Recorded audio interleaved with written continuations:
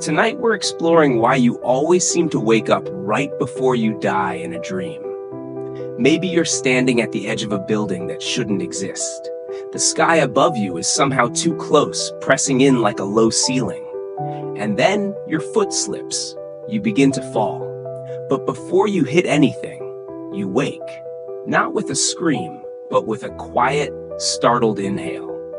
That edge, that jolt, is where we'll begin. So before you get too comfortable, take a moment to like the video and subscribe, but only if you enjoy quiet stories like this. Feel free to share your location and what time it is where you are. Maybe someone else across the world is also floating through this with you. Now, dim the lights. Maybe turn on a fan for that soft background hum, and let's ease into tonight's journey together. You're already drifting in that weightless way dreams sometimes start. There's no floor under you, but it doesn't feel wrong. Maybe the air smells faintly of something forgotten, like warm dust in an attic you never visited. You don't even question how you got here. You simply are. But then something shifts. A subtle wrongness blooms. The stairs are melting. The hallway leads nowhere. You're falling. And just before it ends, you wake. This is something nearly everyone experiences. You might call it a falling dream, or simply that weird sensation that makes your stomach lurch. But here's the part that science finds so quietly strange. You almost never die in the dream. You always wake up first. That's not just anecdotal. In multiple studies of dream reports, researchers noticed an odd consistency. People regularly dreamed of dying scenarios, being chased, drowning, falling, crashing, but reported waking up just before the moment of death. And no one's entirely sure why. One theory is biological, a leftover reflex. As your body slips into REM sleep, when dreaming becomes vivid and immersive, something called a hypnic jerk often kicks in. That sudden muscle twitch, like falling off a cliff inside your mind. It's your brain's confused moment of checking in. Are you safe? The scientific name is sleep myoclonus, and it's incredibly common. Up to 70% of people report experiencing it. But why would it happen in the middle of a peaceful sleep cycle? Some researchers believe it's an ancient mechanism. A neurological reflex evolved when early humans, or pre-humans, slept in trees. If your muscles went too slack, your body might interpret it as falling from a branch, triggering a jerk to wake you and save your life. Even now, millions of years later, your brain still doesn't fully trust gravity when you're unconscious. There's something oddly touching about that. A little flicker of prehistoric fear curled up in your modern nervous system, still looking out for you. But dreams aren't just physical. They're stories, symbols, movies made of memory and emotion. When you dream of falling, you're not just reenacting a reflex. You're watching your own mind simulate death. But it always stops short. Why? Some scientists argue it's a protective failure of imagination. Your subconscious doesn't know how to construct death. You've never felt it, so it can't replicate it. Instead, the simulation collapses and the system reboots. You wake up. Others say it's about thresholds, psychological, not physical. Your brain may allow you to approach fear, to explore it, but not to fully experience its endpoint, especially during REM, which is closely linked to emotional processing. Perhaps death in dreams would be too final, when the point is to rehearse, not to perish. And yet the dream feels so real, the vertigo, the panic, the impossibility of stopping your fall. You might even see the ground coming up, but there's never an impact. You float in that last instant, then surface into waking like someone rising through dark water. There's an eerie detail that lingers here. Some people, very few, have claimed to experience dying in their dream, and then continuing the dream afterward as a ghost or an observer, as if the mind refused even then to end the story. But those are anomalies. For most of us, the death moment is unreachable. A mental cliff you approach but never leap from. Researchers still debate whether this is a hardwired feature of dreaming or just a coincidence shaped by storytelling. After all, we only remember a dream if we wake close to it. Maybe we do dream of dying sometimes, but we forget. Still, that moment, that jolt before impact, feels like more than a glitch. It feels like a threshold. And tonight, we'll walk alongside it, slowly. Imagine now the sound of the air rushing past your ears, not in panic, but in curiosity. You're not afraid. You're observing. You're suspended in the middle of a question the brain can't quite answer. Where does a dream go when it ends before it ends? Let's follow the trail backward, back into the mind that built the dream in the first place. You're back inside the quiet now. The dream has evaporated, as they always do. But something remains. Not the image, not the fall, but a sense that you were being watched. Not from the outside, but from within. As if some part of you was monitoring the dream the entire time, quietly deciding when to wake you up. That part of you doesn't sleep. Your brain, even while deeply at rest, keeps a portion of itself alert. Not just to sounds or movements in the room, but to your own mind's creations. It is both the dreamer and the silent observer of dreams. And that duality is where the strange border lives. In sleep, especially during REM, your brain becomes one of the most active organs in your body. Its electricity surges. Synapses fire as if you're running, crying, falling, flying, even though you're lying still. But amidst all that vivid storytelling, one small region stays on call, almost like a night watchman. This region is called the precuneus, and it's quietly fascinating. Located near the top rear of your brain, the precuneus plays a role in self-awareness and visual spatial imagination. But in dreaming, it becomes something more, a quiet supervisor. Functional MRI studies show that even during intense dreaming, this region can remain semi-active, tracking the dream without fully participating. It's as if a tiny part of you is standing off stage, watching the play unfold. And that might explain why you wake up at just the right moment, right before death in a dream. Not because the scene demands it, but because the watcher within decides it's time. Your conscious awareness might be sleeping, but your deeper awareness is not. That part, the one that flinches when the floor disappears beneath you, is ancient and alert. It's the same part that reacts before you think, that startles at movement in your peripheral vision, that notices when something feels off, even if you can't explain why. It's deeply tied to survival.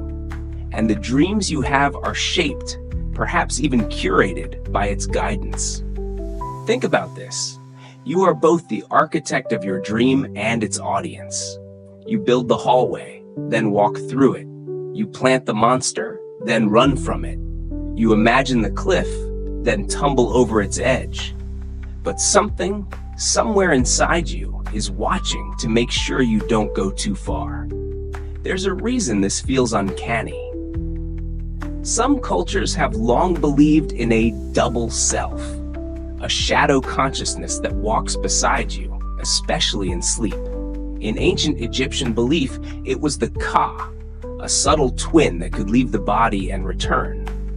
In some early Buddhist texts, it's the dream body, aware of illusion but still tied to the mind. Modern neuroscience doesn't call it a soul, but it does notice the same behavior.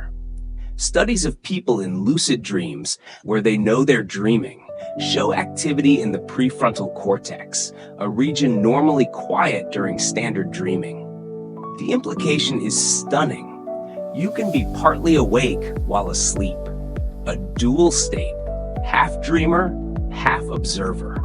So when you're tumbling through the air in a dream, just inches from imagined death, it may be this witness self that pulls the ripcord. The unsettling part? You never know it's there. You don't hear it. You don't feel it. But it's always scanning, not just for external dangers like loud noises or lights, but for internal danger. Emotional overwhelm, fear beyond the threshold, mental spirals that grow too sharp. There's an eerie fact here, quietly tucked away in research. When people experience especially intense dreams of death, they're more likely to wake up suddenly with high cortisol spikes, the stress hormone. It's as if the brain triggers a chemical flare to yank the body out before it slips too far. But what is too far, really? Could it be that the brain, unable to simulate death accurately, chooses instead to abort the scene? Some scientists think so. Death is, after all, a one-way experience. The mind has no personal data to work from. It's never been dead. It can imagine what leads up to death, the chase, the fall, the fight. But when it reaches the end of that narrative line, it just stops. The simulation fails. The observer within pulls you up like a marionette on strings. And you wake up, breathless, sometimes sweating, often confused, but alive. There's something quietly elegant about that. Even in the depths of sleep, in the synthetic worlds your mind builds, you are never completely gone. Some whisper of self remains, always checking the edges. And sometimes when a dream gets too close to something final, that whisper becomes a command. Wake up. Of course, we don't remember that voice. We only remember the fall, the jolt, the moment before the moment.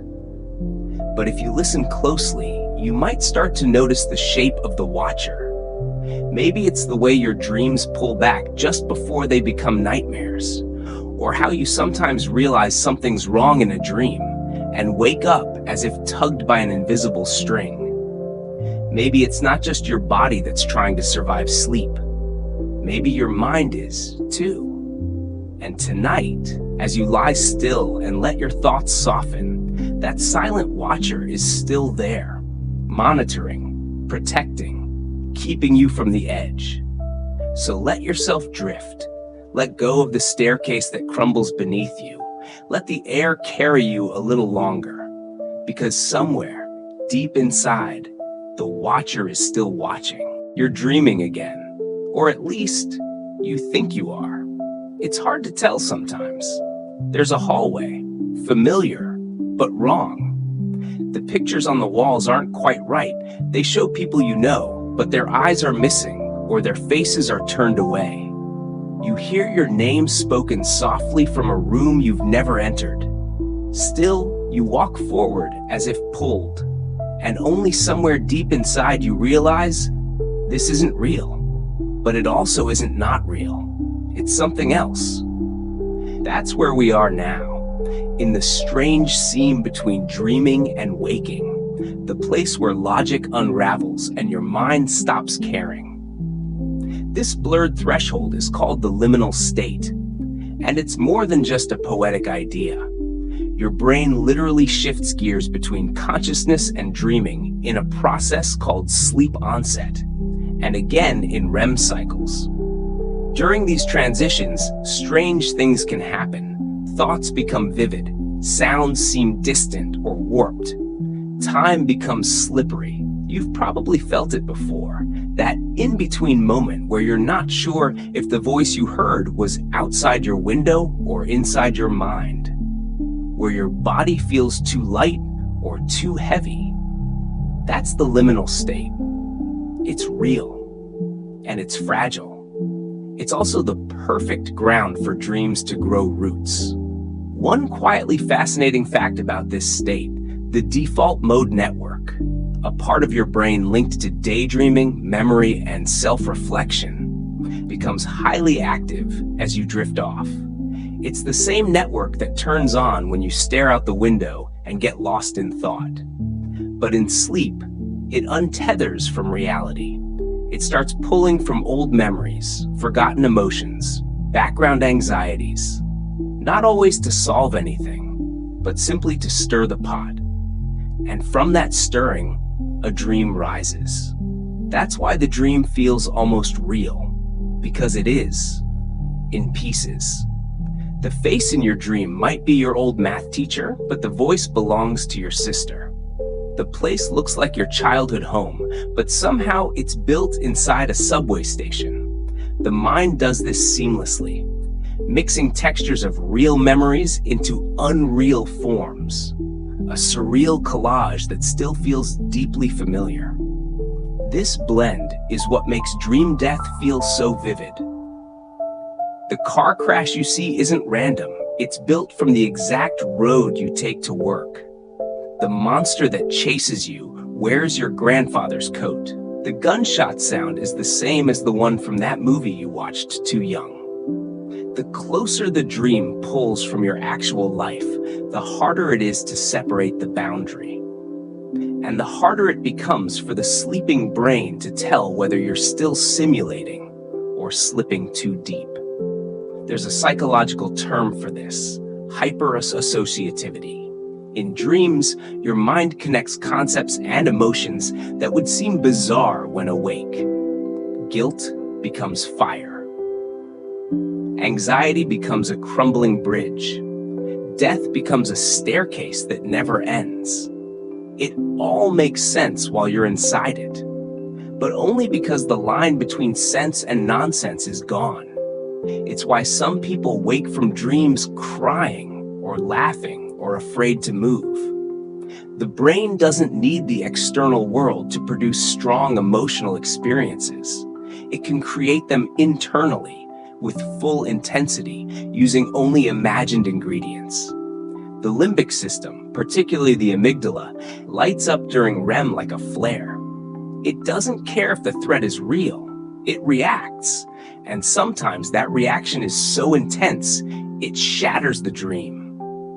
You wake up before you die, not because the dream ends, but because your brain can no longer contain it. The simulation has outgrown its parameters.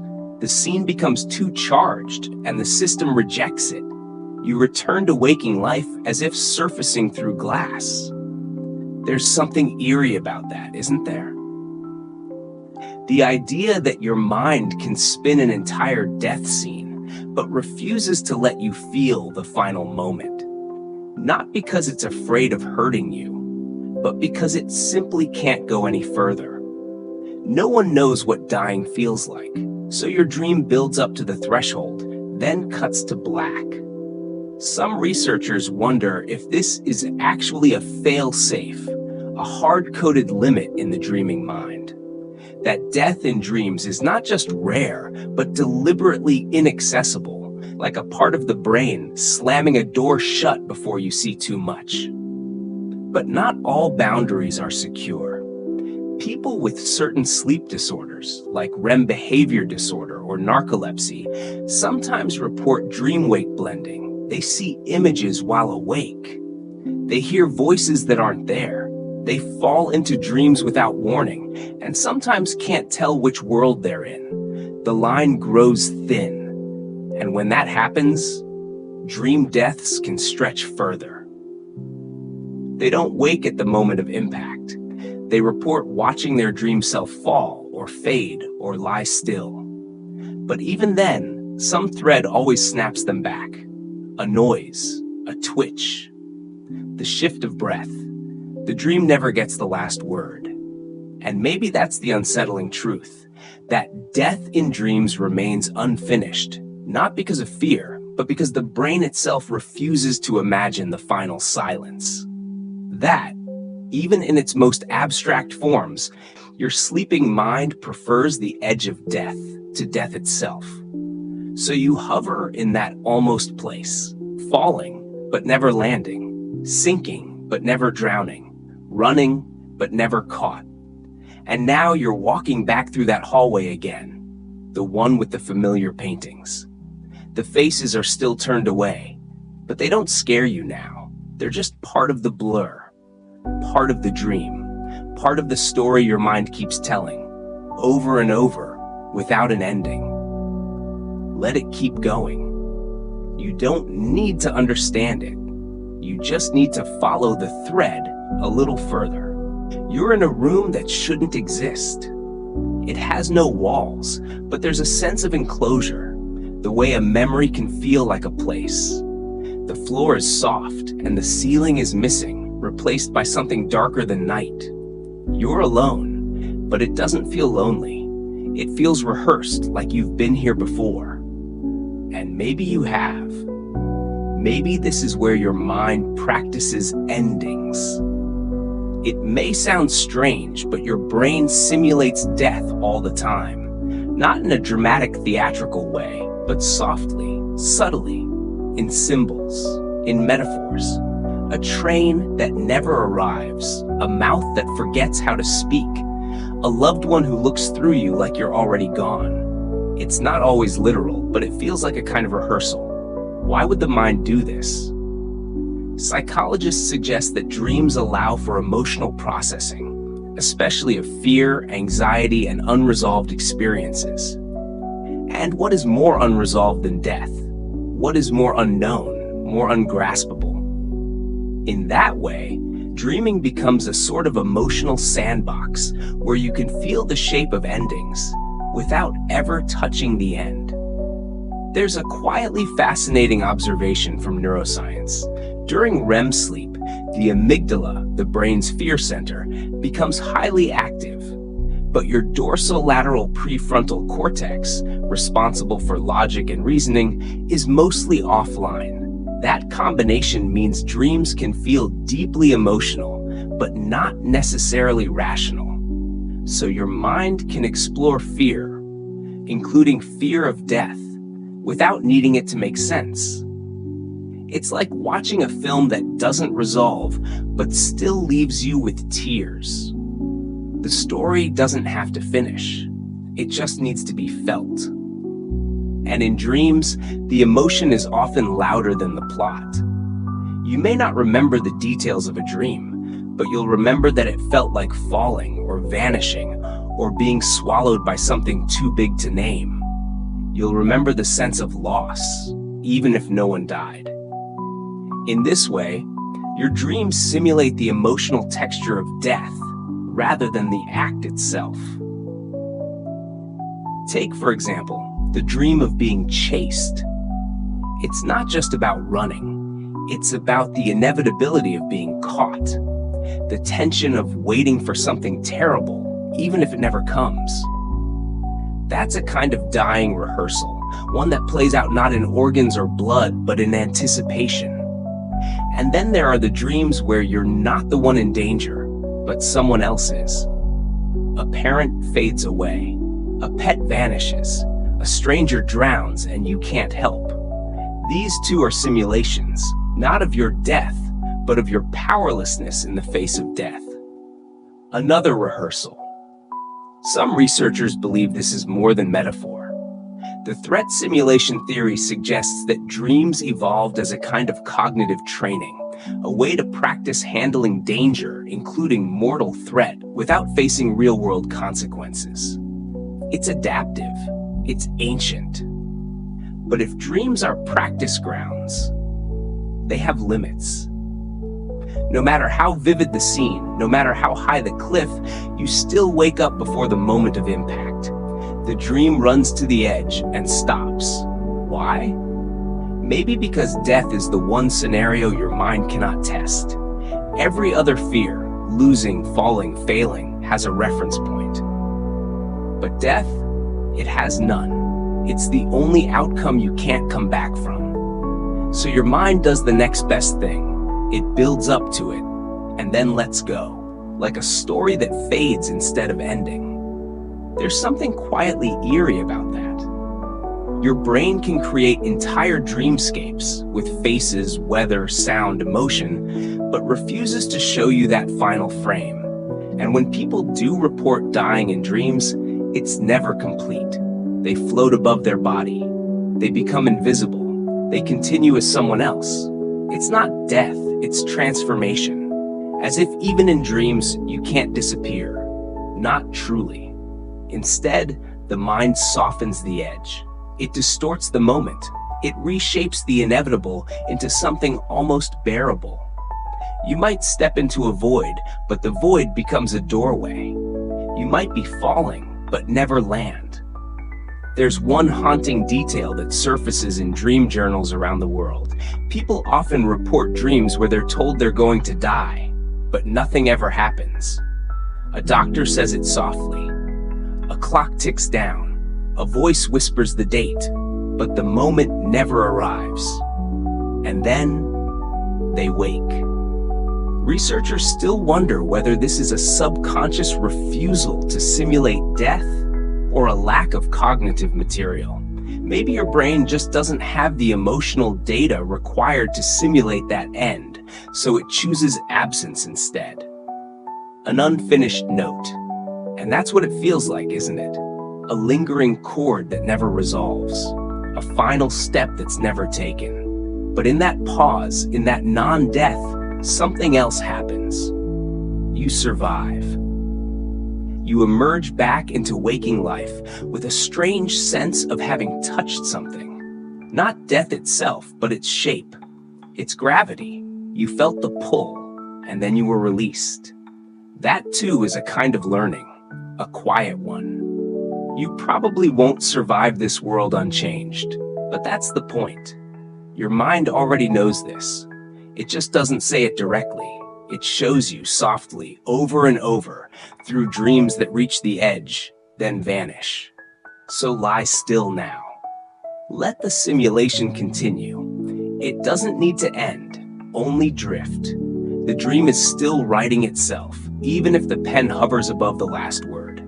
You're sleeping now. Not deeply, not fully, but just beneath the surface. The kind of sleep where your breath is soft, your limbs weightless, and your thoughts begin to flicker into fragments. The real world fades to a whisper. You feel yourself let go. And then, a sudden jolt. Your leg twitches. Your stomach flips. You wake. For a moment, you're not sure where you are. Did you fall? Were you falling? Your body says yes. Your brain says no. Your heart races quietly, beating against a silence that's returned too fast. That twitch, that jerk, has a name. The hypnic jerk, also known as a sleep start. You've likely felt it hundreds of times in your life, maybe more, and it might be the oldest fear your body remembers. Somewhere in the distant past, your ancestors slept in trees. Not just metaphorically, but literally. Hominids, long before they were human, rested curled in the crooks of high branches. Vulnerable, prey. One wrong shift during sleep and gravity would claim them. And so, evolution built in a tiny reflex, a last check. A sudden spasm to confirm, are you still safe? This startle reflex is deeply primal. It's the same circuit that flinches at loud noises, that tightens your jaw before a fall, that makes your hands fly up when a shadow moves too fast. But in sleep, it becomes a safety net inside your dreams. And often, it shows up just before you die in one. The moment your dream self trips off a ledge, or slips under the water, or hears the growl behind the door, the reflex kicks in. Your muscles twitch, you jolt awake. It feels like interruption, but really, it's protection. The brain cannot separate real falling from imagined falling, not in time. So it chooses safety. It pulls you out. What's quietly fascinating is that this reflex isn't just mechanical. It's linked to stress, caffeine, fatigue, and anxiety. Meaning your modern life still triggers ancient responses. The more mentally overloaded you are, the more likely your body is to flinch at nothing. You don't have to sleep in a tree anymore, but your brain never got the memo. The hypnic jerk usually happens during stage 1 sleep, the lightest part of the cycle, just as your mind is crossing into unconsciousness. It's the transition point, when you're neither fully awake nor fully dreaming. That edge, that blur. It's also a moment of deep vulnerability. Your heart rate drops, your muscles relax, your brain waves shift from alpha to theta. But your vestibular system, the part responsible for balance, may misfire. It interprets this drop in activity as falling, literally, as if the floor just gave way, and your body reacts accordingly. It twitches, it kicks, it yanks you upward, and in that exact moment, the dream of falling often appears.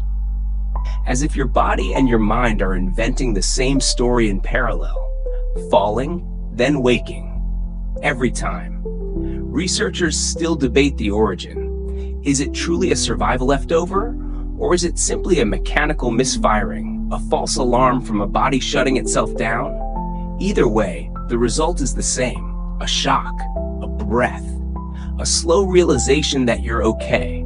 But it doesn't always feel okay, does it? Sometimes, that jerk brings with it a strange, lingering unease. As if you saw something just before waking, a flash, a presence, a sense of something lost. You can't name it, but it stays with you for minutes afterward, maybe longer. And here's the eerie detail. Some people report hypnic jerks accompanied by hallucinations. They see a shadow figure, a flash of light, a feeling of being pushed or watched. It passes, it's brief, but it feels real. This is called a hypnagogic hallucination, and it's more common than most people realize. Your mind, caught between dreaming and waking, generates images or sensations that don't belong to either world. And because the reflex is so sudden, the hallucination often latches onto it. You weren't just falling, you were being pushed, or pulled, or chased. And then, you woke. Again, the brain reaches toward narrative. It doesn't like open loops, so it fills in the blanks.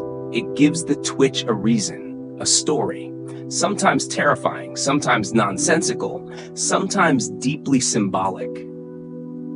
And still, no death. Only the illusion of approach, the near miss, the feeling of dying without ever quite doing it. In some dream traditions, this is seen as a crossing, a false death that teaches something about life, a message in motion. In others, it's a signal, a warning from the unconscious that something in waking life is unsteady. You don't need to interpret it. You can simply feel it. The moment before the moment. The way your body remembers falling, even if you never did. What's quietly wonderful and deeply human is how often this happens and how rarely we talk about it. A nightly flinch, a body-wide whisper that says, "Not yet, not this time." So if you feel yourself drifting now, and your hand twitches or your legs shift suddenly in the dark, you're not broken. You're ancient. You're wired for caution, even in your most vulnerable hour. Your body is watching over your sleep in ways your mind may never fully understand. And just as you're about to fall again, your mind or your muscles will catch you. Not to stop the dream, just to keep you from forgetting where you are. The air feels heavier now, not in a threatening way, more like fog on your skin or memory in your lungs. You're in a space that isn't quite a room. It stretches and folds like a hallway bending back on itself. You take a step. The floor beneath you doesn't feel stable, but you keep walking anyway. Somewhere, you've been here before, but this time the lights flicker differently. The angles are slightly wrong. You turn a corner and end up in the same place. Again and again. Welcome to the loop. Dreams love repetition, not because they run out of ideas, but because your mind loves patterns, especially in REM sleep, when logic takes a back seat and your brain plays with symbols like toys on a carpet. You may find yourself endlessly packing for a trip that never happens. You may keep missing a train, no matter how fast you run. You may be falling, again and again, and always waking up just before the end. These are known as dream loops, recursive scenarios where the plot restarts or refuses to progress. And they often appear when the dream is trying to process unresolvable tension, which makes sense, because what could be less resolvable than death? There's something quietly haunting about being stuck in a dream you know you can't finish. You open a door, there's nothing. You call for help, no one answers. You leap off the building, and then you're right back at the top again. You are dying, but you're also not. You're waiting, but there's no conclusion. This paradox is part of what makes dreams feel so real and so strange at once. Your waking mind likes closure, but your dreaming mind? It prefers the endless edge. One quietly fascinating observation from sleep studies is how temporal perception changes in dreams. In waking life, time is linear, but during REM sleep, your brain creates compressed loops of experience. What might feel like hours in a dream can pass in seconds. Or the same scene might repeat, altered slightly each time, as if your mind is tinkering with an emotional problem rather than solving it. It's like your brain is testing the moment of death, again and again, but always aborts the sequence before impact. You're watching yourself fall. You're watching yourself almost die. You're watching yourself survive the same scene, over and over, in slightly different ways. And this pattern, it mirrors a glitch in certain computer simulations, a loop triggered when the program reaches an unsolvable condition. It doesn't crash, it just replays. Death, as a concept, may be one of those unsolvable conditions for the dreaming mind. So instead of showing it, the dream loops. It rotates, it alters the background, it changes the angle, but never the ending. And here's something eerie. These loops often come with a strange awareness. You sense you've done this before. You remember the fall. You anticipate the failure. And you begin to feel like you're not the character in the dream, but the observer, watching a simulation run its course again and again. Some researchers believe this awareness is a form of metacognition, creeping into the dream state, the mind realizing at some level that it's inside a dream and that something fundamental cannot be resolved. And what does your brain do when it can't resolve something? It repeats it. In the waking world, this can look like rumination, turning the same thought over and over, never reaching a conclusion. In sleep, it becomes architecture. It becomes rooms with no exits, trains that never depart, deaths that never land. One especially unusual detail found in some dream research. People who experience PTSD or unresolved grief often report dreams with incomplete endings. Deaths that happen off-screen or loop endlessly, never letting the dreamer move on.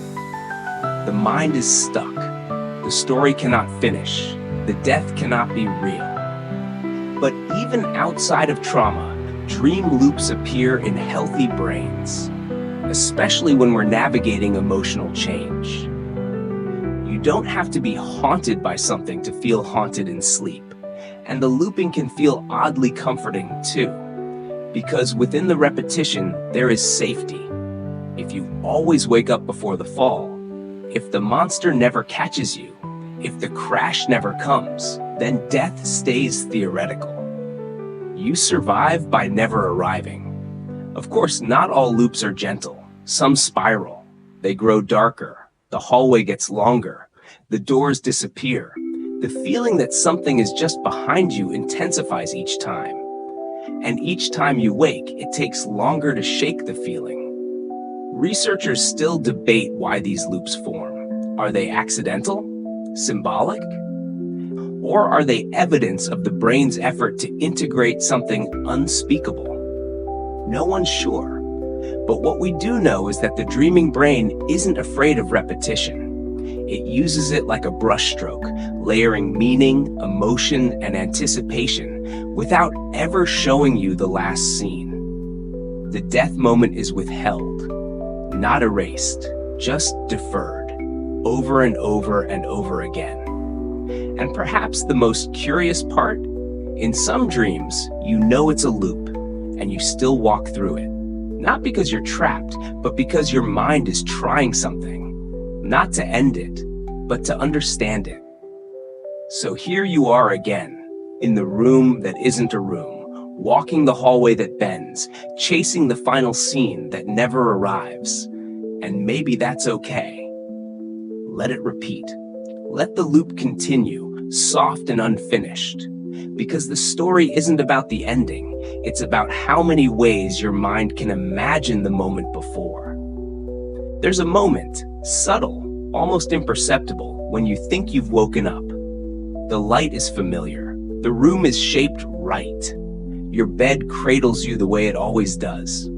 You reach for your phone. Maybe you sit up, swing your feet to the floor. But something is not quite there. The clock blinks with a symbol you've never seen. The walls hum. You feel watched, but not by anything with eyes. You are still dreaming. This is what researchers call a false awakening. A dream within a dream, nested perfectly to mimic reality, but slightly off, like a painting of your house where one window is missing. And what's quietly eerie is how convincing it feels. More real than most dreams. Sometimes more real than reality itself. You may go through entire routines in a false awakening. Brush your teeth, read a text, begin your day. And then the floor warps, or your reflection blinks before you do, or you die. And just before that moment, again, you wake up. For real or not? These layered realities can happen several times in one night, one waking feeding into another, like Russian nesting dolls, each one fooling you a little longer. And the deeper the layers, the more disturbed your sense of what's real becomes. Some people have reported 6, 7, even 10 consecutive false awakenings, each one feeling more plausible than the last. And while scientists still don't fully understand why this happens, some theories suggest the brain is testing the boundary between waking and dreaming, poking the edge of consciousness to see what gives. Your mind, in that fragile moment, wants to return to safety, so it builds it. A bedroom, a morning, a memory of what real feels like. But it's imperfect, because memory isn't a mirror, it's a construction. And in dreams, the architect is working fast. Here's a quietly fascinating fact. During REM sleep, the prefrontal cortex, the area responsible for logic and critical thinking, is mostly offline, which means the part of your brain that questions reality isn't on duty. And so when you wake in a dream and something feels off, the part of you that might say, wait, this can't be right, isn't fully active. You just accept it. You keep brushing your teeth. You keep reading the text that doesn't make sense. You keep walking through a house that isn't quite yours. Until often, something unnatural happens. A door opens into blackness. A sound crawls through the walls. You try to scream and nothing comes out. This is usually the moment the dream breaks. Your body jerks. Your breath rushes in. You sit up, heart pounding. But here's where it gets uncanny. Sometimes, you wake into another false awakening. You think you've escaped the loop, but you haven't. The mind, startled by a brush with death or fear, tries again to create safety and reboots the dream to look real. And this repetition mirrors what happens during lucid dreaming, where you become aware inside the dream that you're dreaming. Except in false awakenings, that awareness is twisted. It doesn't give you control. It just traps you in a hallway of mirrors, each one whispering, "This is the real one. This time, you're awake." But you're not. Some dreamers describe these layers as increasingly unnerving, like each false waking is a little more off, as if the dream knows you're trying to escape and is adjusting to keep you in. The sheets feel wet. Your voice echoes back with a delay. The windows show skies that aren't from this planet. You begin to wonder, not in fear, but in stillness. How do I know this is real? That question lingers long after you wake. Because false awakenings don't just trick your eyes. They disrupt the deepest assumption you carry, that reality is stable. You'll go through the day, brushing your teeth, reading texts, watching the light change in the room, and a small part of you will wonder, what if I'm still in the dream? What's even more mysterious is that false awakenings often follow dreams of death or danger. It's as if your mind, jolted by a near-death in dream space, responds by building a decoy world. Not to scare you, but to reorient you. But the blueprint is flawed. Something always gives it away. A chair in the wrong place. A door you forgot you owned. Your dog watching you with human eyes. There's one account, quietly chilling, of a woman who dreamed she was being chased. She woke up gasping in her room, only to hear a knock at her door. She opened it and saw herself, standing there, silent. Then she woke up again. No monsters, no gore, just her, watching herself. The moment before a death that never came.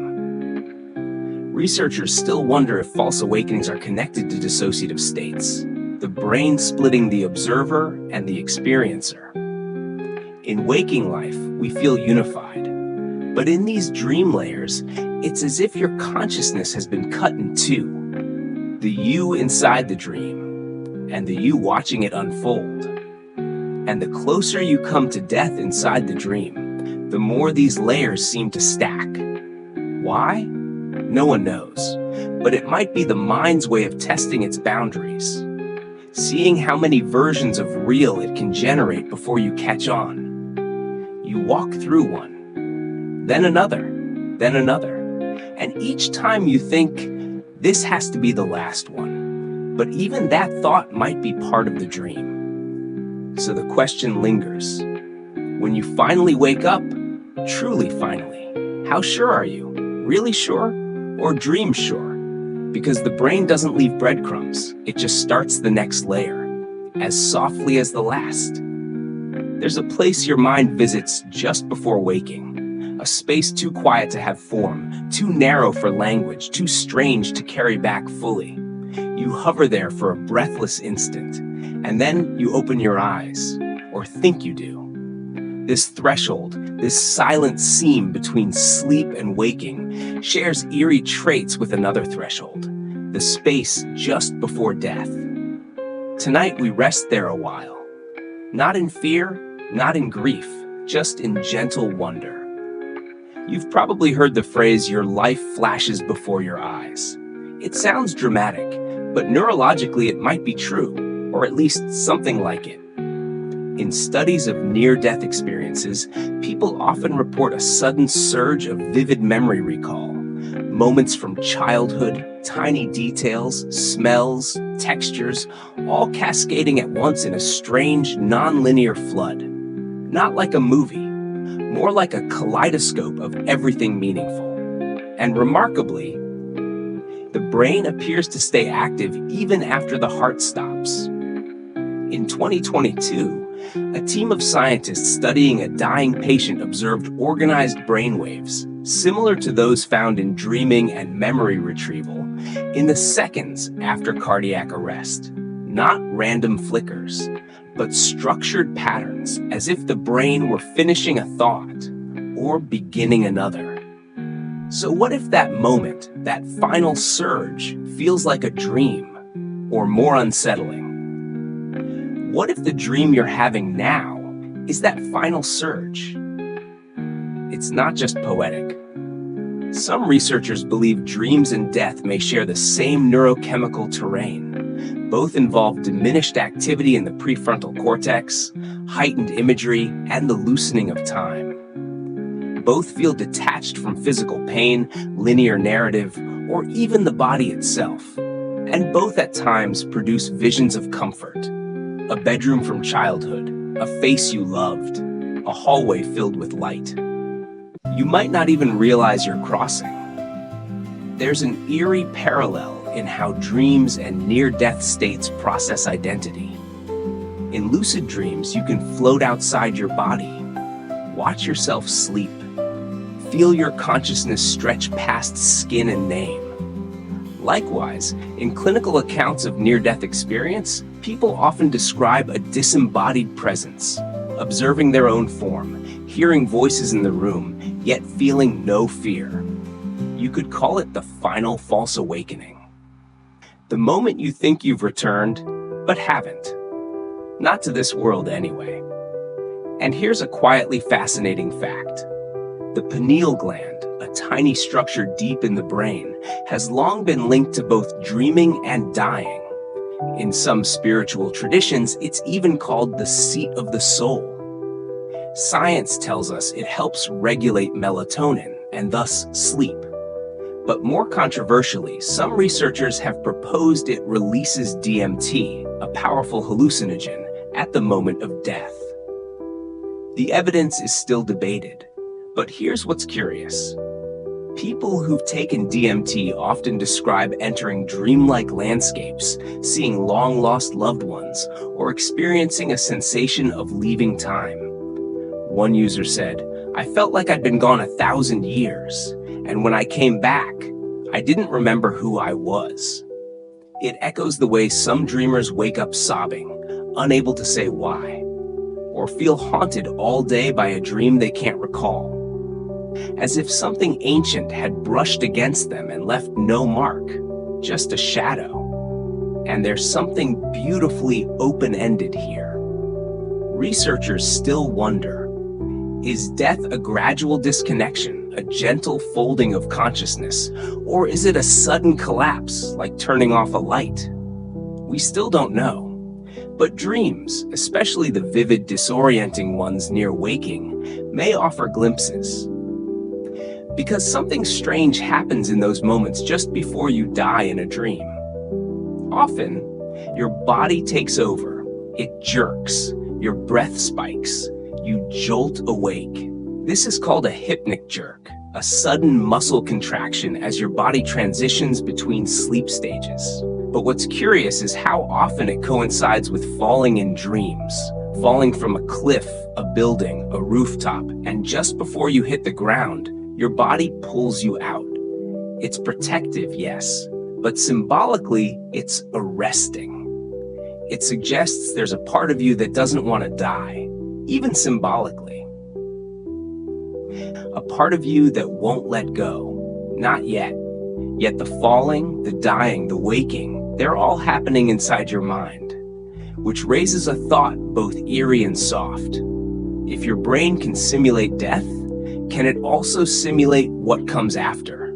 Not in a predictive sense, but in a poetic one, a rehearsal, a lullaby. Many cultures speak of the little death of sleep, an echo of the big one, a practice round. And when you dream of dying, especially when you wake right before the end, you're brushing the edge of that unknowable line. But here's the twist. What if the dream was the safe space, and waking up was the real shock? Your bed, your breath, your room, all returning like a jolt, as if you'd left something unfinished on the other side. Maybe that's why it stays with you all day. That dream you can't forget, that sensation you almost remember, like you were close to something, but didn't cross. Not yet. You open your eyes, but something feels off. It's your room, yes. The same ceiling fan, the same faint glow under the door, the quiet hum of night. But the weight of it is wrong. Too quiet, too still, almost like the world is watching you back. You sit up slowly, check your phone. It's a normal time, 3:14 a.m. maybe. You lie back down, but the unease lingers, soft and shapeless like mist on the skin. You've probably had that feeling before. Did I really wake up? Or am I still dreaming? This is called a false awakening, and it's more common than most people realize. In a false awakening, your mind simulates the act of waking up, often in extreme detail. You get out of bed, turn on the lights, check the mirror, only to realize much later that none of it happened. You were asleep the entire time. It's eerie, not just because it feels real, but because it exploits your deepest anchor of safety. The belief that waking up means being safe.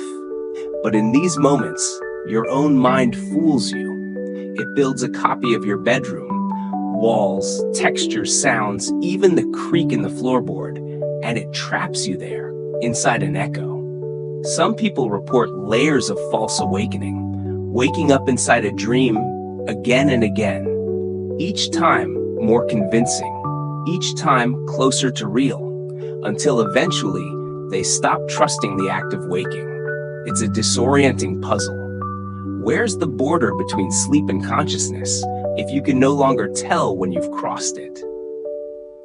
There's a quietly fascinating detail in the science of perception. Your brain doesn't see the world. It predicts it. It takes in messy sensory data, light, sound, touch, and filters it through memory and expectation to create a model of reality. This is called predictive processing. And when you dream, the brain is free to generate models with no external input, just pure imagination, based on what it thinks should happen next. So when you wake up in a dream, your brain isn't malfunctioning. It's just running its best guess, a simulation of waking, stitched together from experience. And here's the eerie part, because believing is what the brain does. It doesn't need proof, just coherence. In false awakenings, coherence is everything. You walk to the bathroom, turn on the light, look in the mirror, and sometimes you don't see your face. Or the light doesn't turn on, or there's a second door that shouldn't be there. Little cracks in the model, tiny betrayals of logic. And that's when the unease creeps in. The moment your dream self begins to doubt, that moment can spiral. In some accounts, dreamers find themselves trapped in a loop. Every time they wake, the world is slightly different. The books are on the wrong shelf. The air smells like burning. The clock reads a time that doesn't exist. They feel watched, though nothing moves. They feel known. In folklore, these loops are often linked to the veil, the thin space between this world and another, a moment when the boundary slips. Modern psychologists see it more as a glitch in sleep architecture, a hiccup between REM sleep and full consciousness. Your body stays paralyzed, your mind stays vivid, and the boundary becomes porous. But the result is the same. You feel awake in a world that isn't yours. And here's something quietly disturbing. People who've had near-death experiences often describe a similar sensation when they come back. The world feels real but wrong. Colors are brighter. Time moves strangely. They feel untethered from their old identity, like they're watching their life from behind glass. One woman said, "I came back, but I wasn't sure it was my life anymore." Is it just trauma? A brain recovering from stress? Or is it another form of dreaming? Some researchers wonder. When consciousness slips between dimensions, sleep, death, anesthesia, does it always return to the same place? Or just a similar one? You may never know, because the self that returns carries only the memory of being awake, not of what it left behind. There's something poetic and mildly eerie in that. Maybe that's why you sometimes feel out of sync after sleep, not because you're tired, but because you're displaced, somewhere between what was and what should be. And yet, life continues. You drink your coffee, you go outside, you smile at someone who feels familiar, and you don't ask the question out loud, but you feel it underneath everything. What if this isn't quite where I left off? Maybe dreams are not escapism. Maybe they're portals, and waking is just crossing back. Back to what? We never know. But some nights, when the room feels too quiet, when your own reflection looks slightly off, when the air feels too thick, too still, you wonder. And that wondering more than fear is what keeps you human, curious, restless, alive.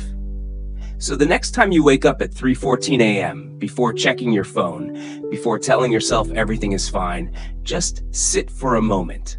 Let the room settle. Feel the weight of your body. Ask very softly, very gently, am I really awake?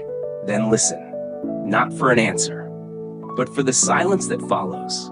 That silence knows something you don't. You reach for the doorknob in a dream, and it stretches. Not just a little, it bends like warm taffy, warping the whole doorframe with it. You blink. The hallway is upside down now. You're not alarmed, not really, because in dreams, the laws of physics don't matter, or at least they don't matter the way you're used to. But why? Why does your dreaming mind ignore gravity, space, structure, and still feel convinced it's all completely normal? It's because dreams operate on emotional physics, not mechanical ones. In waking life, your brain prioritizes sensory data to stay safe. Things fall, floors hold weight, time moves forward. But when you dream, those anchors float away. And what takes their place is meaning. A hallway becomes longer when you're afraid to reach the end. A room gets smaller when you feel trapped. A door appears where you need to escape, not because it was there, but because your fear needed it to be. This isn't just poetic interpretation. It's a phenomenon studied in sleep science. One quietly fascinating detail from neuroscience: the prefrontal cortex, the part of your brain that handles logic, reality checking, and structure, goes dark during REM sleep. Meanwhile, the amygdala, the region tied to emotion and survival instinct, lights up. So your dreams are built less on fact and more on feeling. That's why impossible rooms appear. Places with too many corners. Staircases that loop back to where they began. Bathrooms that stretch on forever, lined with mirrors that don't reflect anything at all. These dream spaces are called liminal architectures. Places that feel almost real, but slightly wrong. Like a mall you remember from childhood, but hollowed out. Or a hotel corridor that seems to go on forever, lit by a humming yellow light that never flickers. They feel eerie not because they're dangerous, but because they suggest infinity. And infinity, without structure, becomes a kind of psychological trap. You might walk into a room that's identical to your childhood bedroom until you notice the window is facing the wrong street, or the wallpaper repeats in a glitch, or the shadows don't match the light, and your brain starts whispering. Something here doesn't belong. One moment of subtle dissonance, and suddenly the entire room feels hostile. This mirrors a real psychological phenomenon called cognitive dissonance collapse. It's what happens when your internal model of reality experiences too many contradictions to stay coherent. Your sense of self, of space, of time, all start to blur. In dreams, this collapse is often the precursor to waking up. But not always.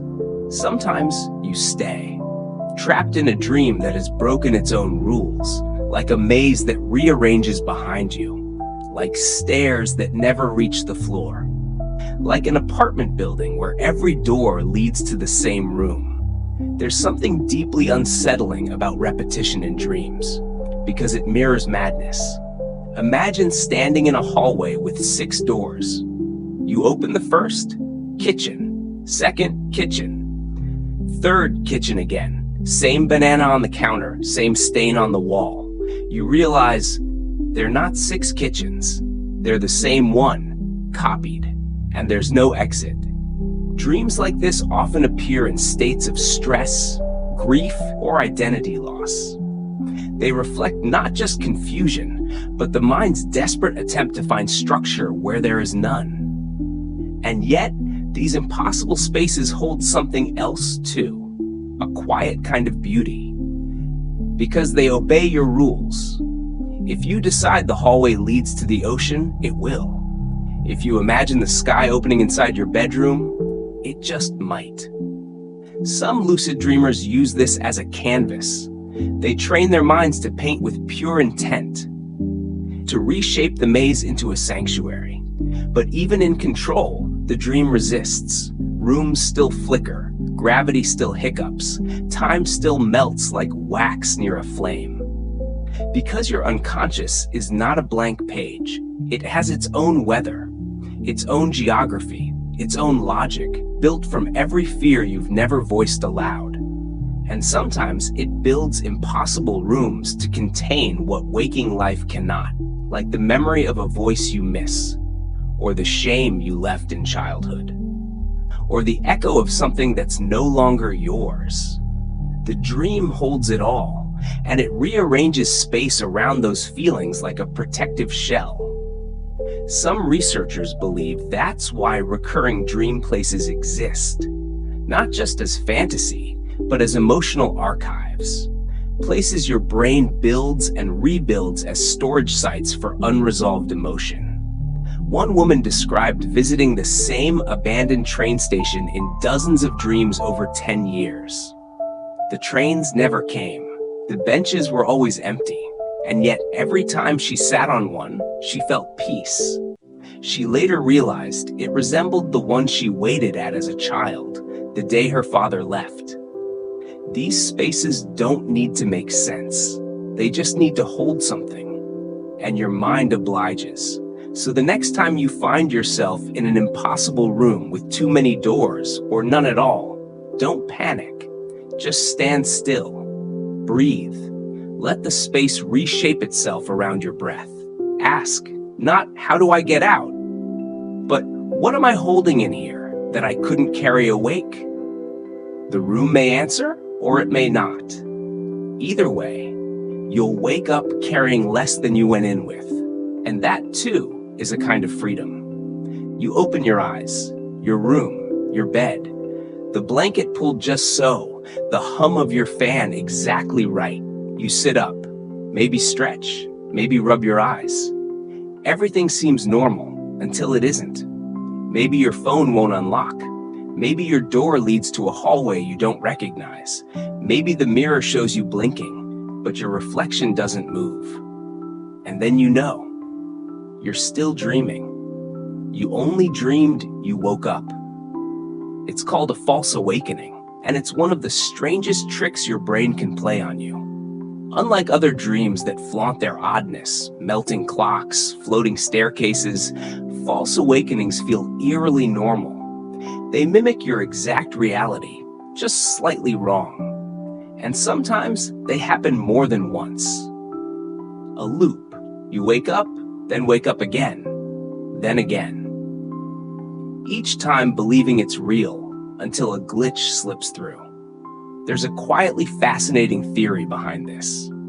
It has to do with how your brain boots up into wakefulness. When you sleep, your default mode network, the part of your brain tied to self-awareness, goes mostly offline. As you approach waking, it powers back on, but sometimes it only half loads. Think of it like a computer emerging from sleep mode. The desktop appears, but the programs lag behind. That's your brain, still dreaming, but simulating wakefulness. This state exists in a strange in-between. Not fully dream, not fully real. And in that space, your mind can build convincing lies. It mimics your bed, the creak of your floorboards, even the specific shadows cast by passing cars outside your window. Your unconscious is an extraordinary set designer. But like all sets, the illusion breaks if you look too closely. You might notice your clock displays symbols instead of numbers, or your bookshelf has titles that never existed, or your body feels heavier than it should. The moment you question the dream, it often collapses, but not always. Sometimes the dream reboots again, a new false awakening inside the last. This spiral can stretch deep. One eerie detail. Some people report being stuck in false awakenings for what feels like hours. They grow terrified. They cry, scream, try to wake themselves, only to open their eyes into yet another version of their room. And the unsettling part? The deeper the layers go, the more real they feel. There's a psychological term for this unease: ontological insecurity, the fear that reality itself is unstable, that what you perceive as real might not be. It's a feeling that has haunted philosophers, mystics, and dreamers for centuries. How do you really know you're awake? There's no perfect test. Pinching yourself doesn't always work. Clocks in dreams can show perfect time. Light switches might function normally. So the question becomes not, am I awake? But does it matter? Because false awakenings often carry a message, not in the supernatural sense, but in the way your mind rehearses vulnerability. You wake into a version of reality only to find it lacks stability, and so your brain keeps testing it over and over, looking for certainty where there is none. Some researchers believe these loops are tied to sleep disturbances, specifically brief micro-awakenings that fail to fully reach consciousness. Your brain, sensing that it should be waking, builds a facsimile instead, a placeholder, until the real world can fully catch up. But your unconscious doesn't like placeholders. It seeks resolution, so it restarts and restarts, like flipping through different versions of the same book, trying to find the correct ending. There's a reflection here about how we search for closure. In life, we rarely get clean endings. Grief lingers. Goodbyes are incomplete. The mind loops, wishing it could rewrite the final scene. False awakenings mirror that ache, the desire to wake into something certain. And yet, in their own strange way, they offer a kind of practice. Each layer teaches you to observe, to notice, to stay calm in uncertainty. Seasoned lucid dreamers sometimes use false awakenings as entry points. They train themselves to do reality checks each time they wake, like trying to push a finger through their palm, or rereading the same line of text twice. If the finger passes through or the text changes, they know they're still asleep. And from there, they can begin to reshape the dream. You may not want to train for lucid control, but you can learn to soften into these loops. If you find yourself waking into a dream version of your room, don't panic. Don't fight to wake up. Instead, sit up slowly. Notice the texture of your blanket, the sound of the air, the way light falls against your wall. Ask yourself gently, is anything off? Maybe it is. Maybe it isn't. Either way, the loop will pass. And when you truly wake, the ceiling above you, the creak of your mattress, the real ache in your shoulder will feel richer for having been questioned. You don't need to escape the spiral. Just move through it with curiosity, as if each loop is another tide washing closer to shore. You're falling, or drowning, or watching a bright light bloom on the edge of the horizon, impossibly wide and soundless. In the dream, something final is about to happen. A last breath, a closing eye, a slow surrender. But right before it comes, you wake. Not with a jolt, not always. Sometimes it's a soft return, a blink into wakefulness. Heart steady, no scream, no thrash, just a lingering hush as though the dream had been holding its breath for you and let go. Tonight, you drift through the most unsettling question of them all. Why do you wake up right before you die in a dream? The idea is old. Folklore warned that if you died in a dream, you'd never wake up, that your soul wouldn't find its way back, that dreams were doorways, and some doors shouldn't be crossed. Of course, that isn't true. People have dreamt of dying and lived to tell it. But still, there's something uncanny about how often we're pulled out of dreams at the very edge of death. There's a scientific curiosity here. In REM sleep, the stage where vivid dreams most often occur, your brain's activity nearly mirrors that of wakefulness. Your visual cortex lights up. Your limbic system, tied to emotion, burns bright. But your prefrontal cortex, the seat of logic and consequences, stays mostly dim. That means your dreaming mind can simulate catastrophic events with full emotional weight, without the balancing presence of reason. In a dream, you believe the fall is real. You believe the car crash is coming. You believe your breath won't come back. But then, a threshold is reached, a limit, and the mind pulls you back. One theory suggests this is your body's safety mechanism, that when dream stress surges too high, when fear or tension exceeds a subconscious safe zone, your brain aborts the dream. Another theory focuses on interoception, your brain's constant monitoring of internal signals like heartbeat, blood pressure, and breath. If a dream simulates dying too closely, your body might react. Your pulse may quicken, your muscles twitch, your breath shallow. And so your brain wakes you, not because you were dying, but because it felt like dying. Here's the quietly fascinating part. This boundary isn't fixed. Some people dream of death often. They see themselves shot or sink beneath waves or close their eyes for good, and they don't wake. They float deeper into that image, accepting its weight. In one study, people who were more emotionally regulated, calm, introspective, less reactive, were more likely to dream through their deaths, not wake up at the brink. For them, the dream death was less a threat, more a transformation, a crossing, not a collapse. There's also the question of perspective.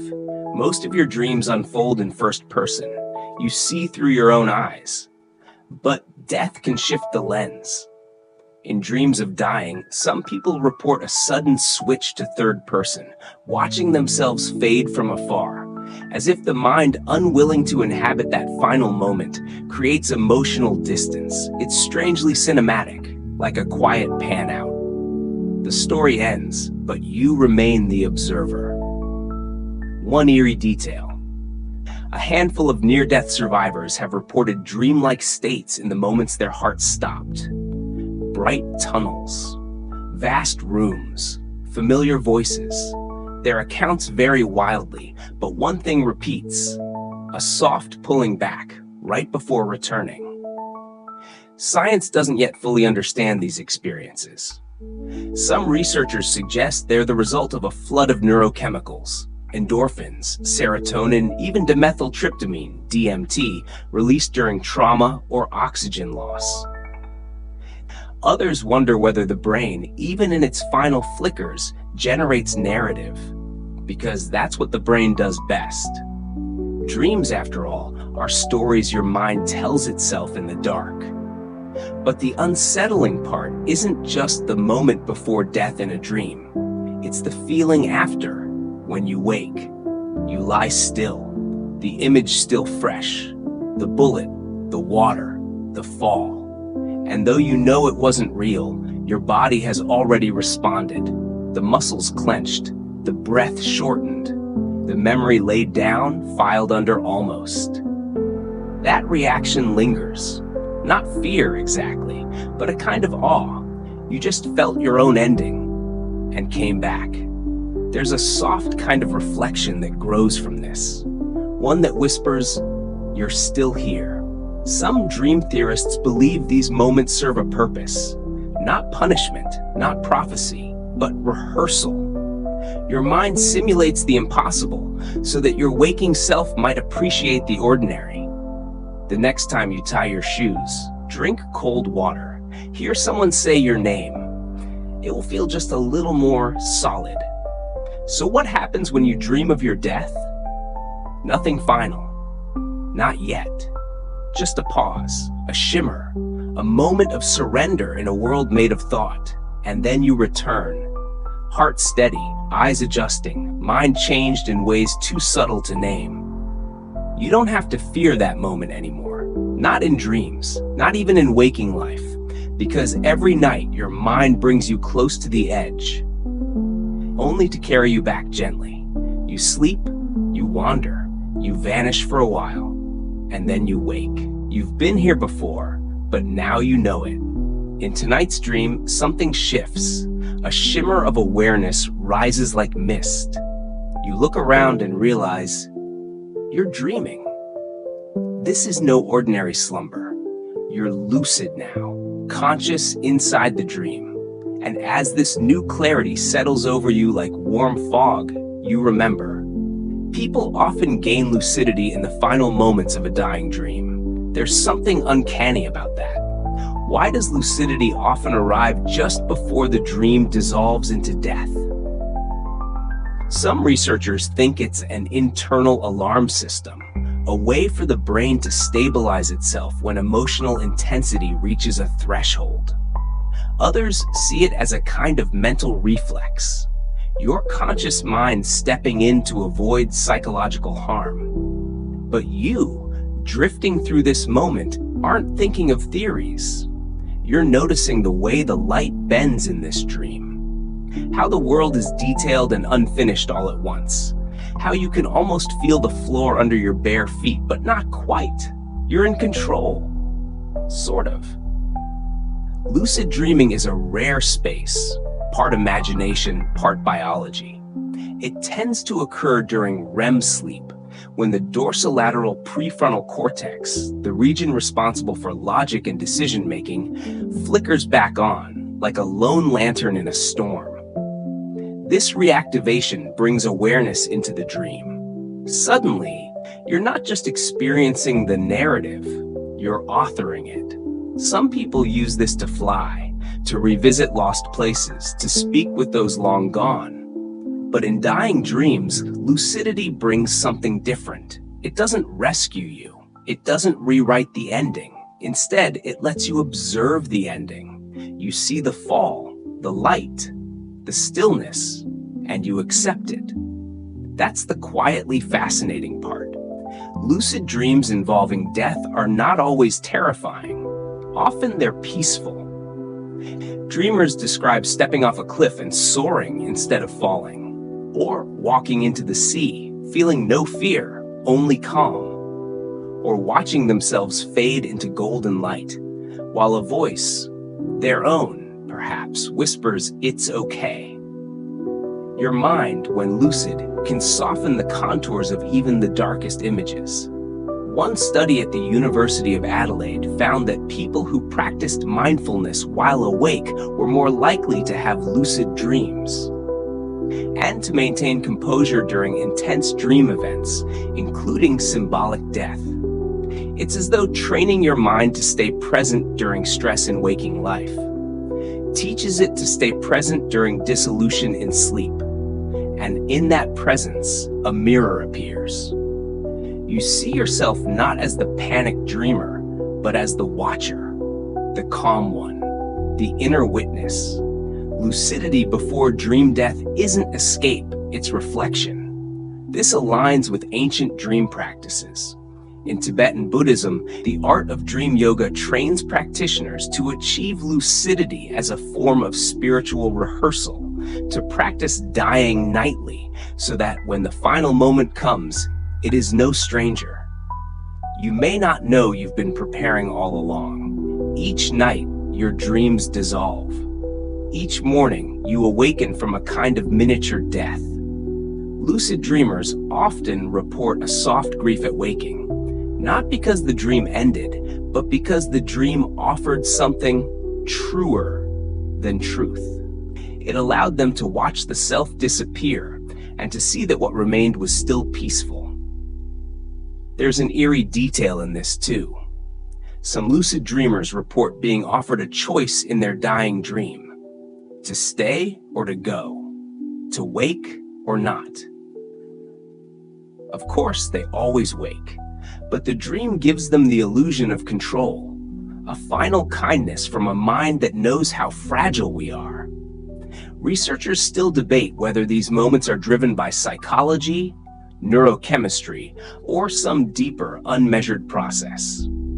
No one knows why lucidity arrives when it does, why some dreamers greet death with awareness, while others simply vanish into the dark.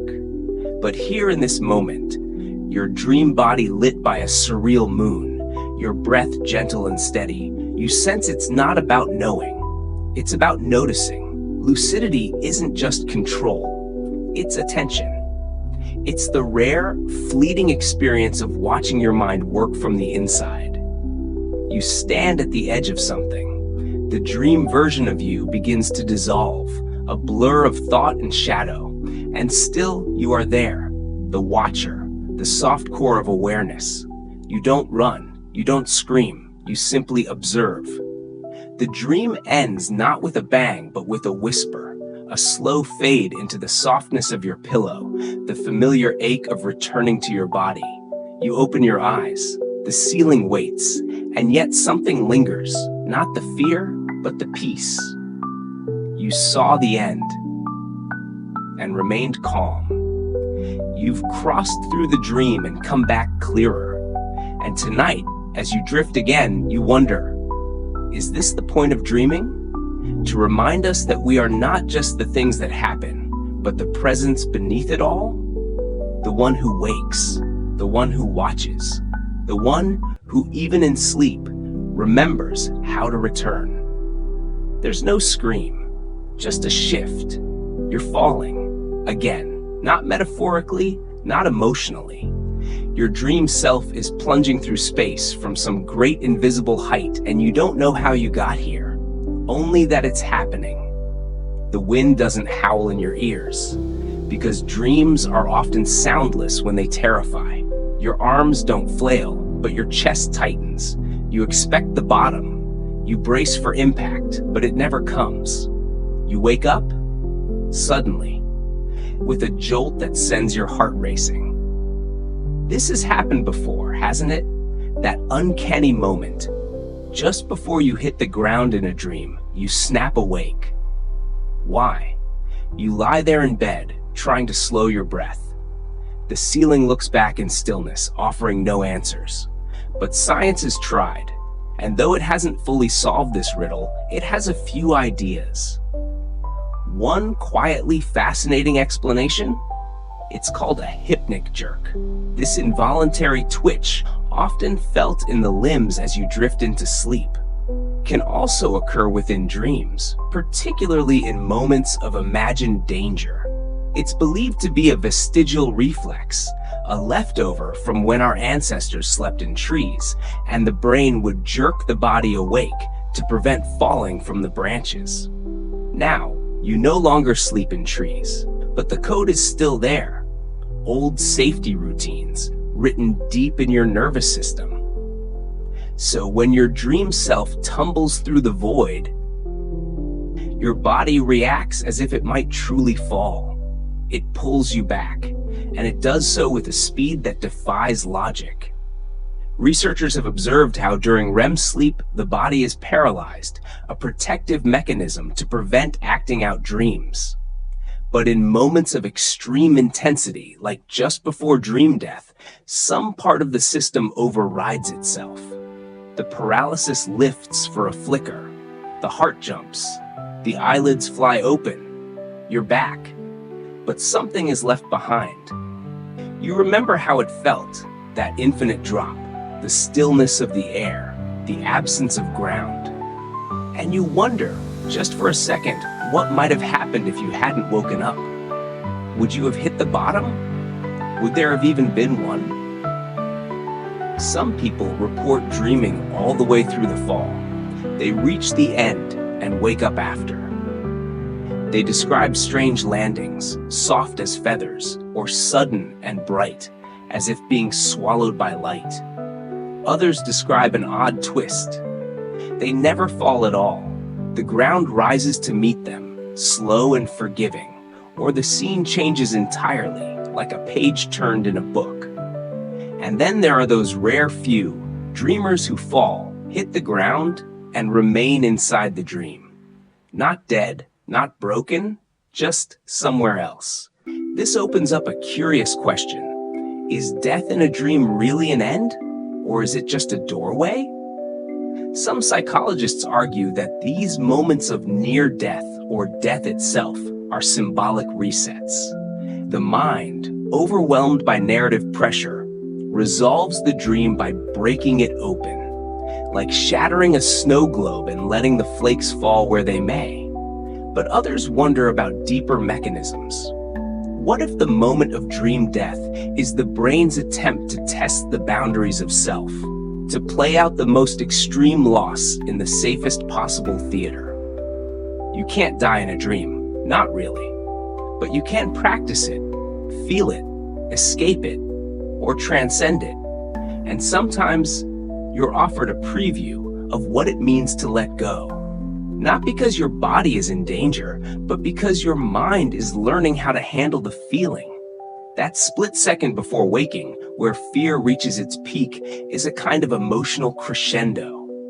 Your system flares, signals surge, cortisol rises, adrenaline whispers. But then, silence. You awaken. No crash, no impact, just the soft landing of reality under your back. That's the eerie part, isn't it? The dream pulls you right to the edge and then releases you, like a story that ends mid-sentence, or a sentence that never needs to end. There are those who believe that the reason we always wake before we die in dreams is because the brain has no reference point for what happens after. You've never died before, so the dream stops where your knowledge ends. The film reel runs out. The light flickers off. But some dreamers disagree. They insist they have died in dreams. And what came next wasn't terrifying. It was luminous, or dark in the way a womb is dark, protective, infinite. No studies have confirmed this conclusively. Dream science still struggles to grasp the logic of the subconscious. But the question lingers, like a breeze through the curtains. Why do you wake when you do? Is it fear, biology, or something else? Some quiet decision made far beneath your conscious thoughts? For now, you don't need to answer. You're still floating, still safe. The fall has passed, and the ground, if it ever existed, was never meant to break you. You close your eyes again and let the question remain, unanswered, unharmed, unhurried. There's a room you never enter, and you've been there before, or at least you've felt the threshold. It might look like a staircase that never ends, a hallway with a door that won't open, a deep ocean trench that your dream self refuses to dive into. Or perhaps it's something simpler, a window you never climbed through, a train you never board, a voice you never answer. You always wake up before you cross it. This isn't a horror story. It's quieter than that. It's about the places your dreaming mind stops, the boundaries it won't or can't cross. You may not remember every time, but they happen. Moments when the dream pauses, lingers, then quietly dissolves before you take the next step. It's not fear, not quite. It's something else, like standing at the edge of understanding and turning gently away. This happens more than you think, and not just to you. Lucid dreamers, those who become aware within dreams, often describe forbidden places, locations that trigger sudden awakenings, or scenes that shift violently the moment they're questioned too deeply. A door labeled "Do Not Open," a figure that watches but never speaks, a city with empty streets and locked gates, and always, the moment before entry, you wake up. The unsettling reason behind this might not be supernatural, it might be structural. The dreaming brain isn't fully online. Certain areas of the prefrontal cortex, responsible for critical thinking, prediction, and long-form narrative, are less active during REM sleep. So when you approach a conceptual cliff, a moment requiring logic your dream state can't compute, the mind reroutes. Sometimes with sudden awakenings, sometimes with scene shifts, sometimes with veils of fog or memory loss. It's as if your dream self reaches for an answer. Your brain isn't wired to supply in that state, but it feels like something more. Some researchers and dreamers believe this recurring barrier represents a limit of consciousness, an edge your subconscious both guards and obeys. You're not meant to cross, not yet, and perhaps not ever while you're still tethered to this waking body. Think about it. You never truly die in dreams. You never walk all the way into the fire. You never see your own face clearly in the mirror. You always wake. It's like the dream holds back a piece of itself. And maybe, so do you. This is where it gets stranger. In rare reports, dream logs kept by experienced lucid explorers, there are descriptions of what happens when they do force the door. Some say the dream collapses. They feel a vacuum, like all content is pulled inward and erased. Others describe sudden clarity, a shift in tone so profound it becomes unnerving. One dreamer wrote, "I opened the black door and found a room with no edges. I felt like I'd stepped behind the stage of my own mind. Everything was quiet and I forgot who I was. Then I woke up crying." No one really knows what these moments mean. Are they neural artifacts, glitches in the brain's nighttime theater? Or are they symbolic fail-safes? Some psychologists suggest these doors and boundaries reflect the subconscious guarding against existential overload, protecting the dreamer from confronting concepts the waking self isn't ready for.